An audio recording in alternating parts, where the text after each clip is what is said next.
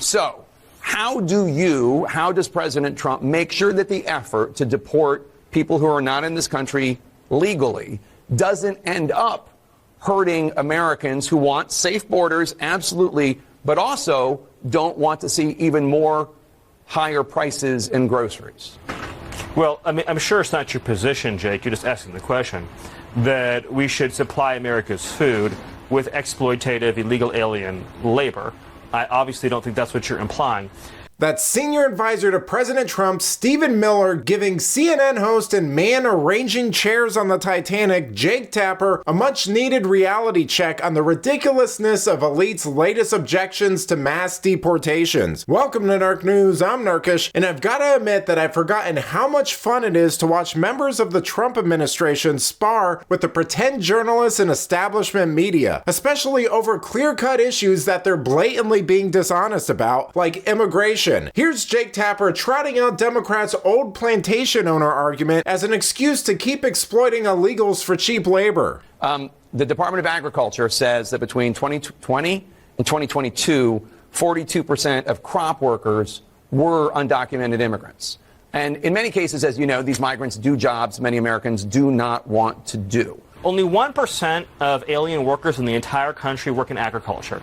The top destination for illegal aliens are large cities like New York, like Los Angeles, and small industrial towns, of course, all across the heartland, as we've seen with the Biden floods. Mm-hmm. None of those illegal aliens are doing farm work. Those 30,000 illegal aliens that Joe Biden dumped into Springfield. I'm talking about the ones that are. But I'm explaining this. It's important to understand. No, you're kind of changing the subject. I mean, I'm talking about the ones. I will give me 30 minutes. I'll go as deep as you want on this. I'm explaining to you and your audience. I don't have a I'm talking about the ones that work in the agriculture industry. I'm you explaining can come back to you and we can talk about the ones in the cities. I swear. I'll do the whole answer.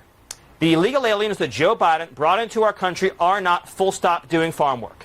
They are not. The illegal aliens he brought in from Venezuela, from Haiti, from Nicaragua, they are not doing farm work. They're in our cities collecting welfare. As for the farmers, there is a guest worker program that President Trump supports. Over time as well, we will transition into automation, so we'll never have to have this conversation ever again.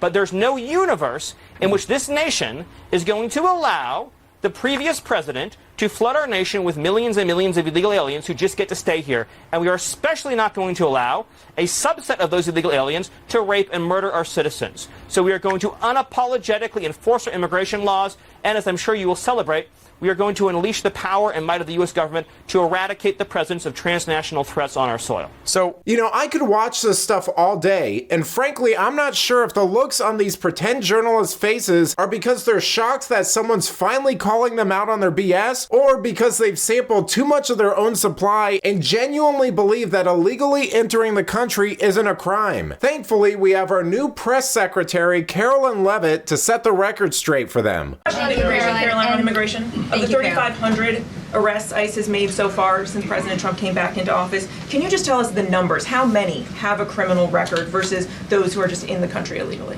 All of them, because they illegally broke our nation's laws and therefore they are criminals as far as this administration goes. I know the last administration didn't see it that way, so it's a big culture shift in our nation to view someone who breaks our immigration laws as a criminal, but that's exactly what they are.